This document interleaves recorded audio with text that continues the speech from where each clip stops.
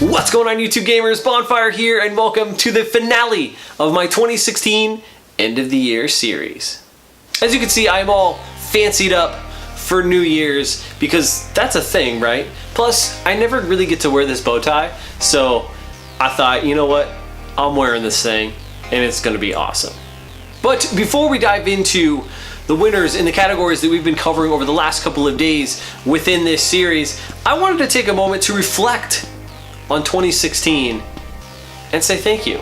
You know, 2016 has been a crazy year. It's been good for me, both personally and in my own little corner of the internet.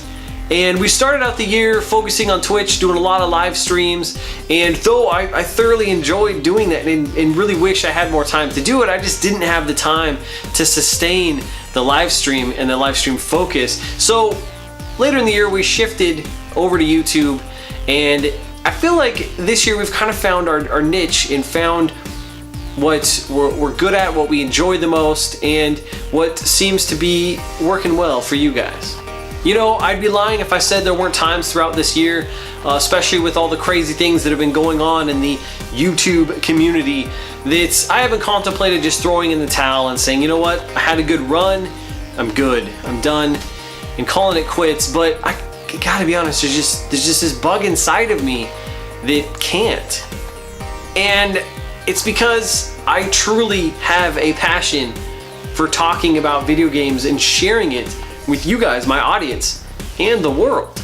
So thank you guys for being my audience. Thank you for tuning into the channel and supporting me throughout 2016.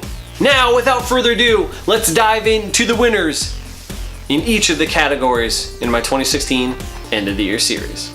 First up is the winner of the best game I should have played this year. And as a reminder, this category contains games that I just didn't get a chance to play this year, and games that are really speaking to me that I really do want to play.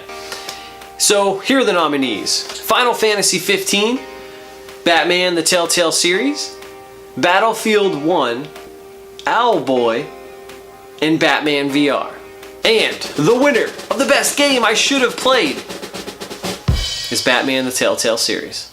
Now, I want to play all the games that are on that list, but Batman the Telltale Series just speaks to me the most. It's a game that I know I'm gonna love. I really want to experience this story, and I've heard nothing but good things about it outside of some technical problems with the PC version, which happens to be the one I have. I just think this game has to be on the top of that list, and one of the first games I just need to dive into out of those games. Next up is my most anticipated game of 2017, and yesterday we talked about my top 5 most anticipated games of 2017, but I'm here to give you the number 1 on that list. As a reminder, the nominees are Horizon Zero Dawn, Persona 5, Valkyria Revolution, Knack 2, and Zelda Breath of the Wild. And this is a tough one, but my most anticipated game of 2017 is Valkyria Revolution.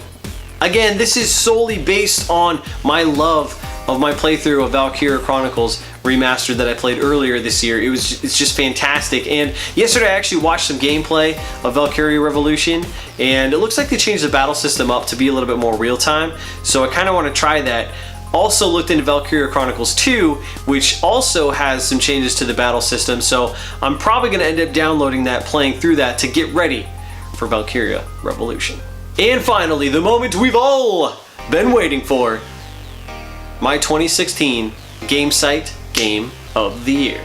Just a reminder, the nominees in this category were Doom, Overwatch, Uncharted 4, Dark Souls 3, and Gears of War 4. And let's be honest, this one to me is a no-brainer. Even though I enjoyed all of the games on that list, there's only one that just stood out to me that rose to the top and is worthy of the 2016 Gamecite Game of the Year award.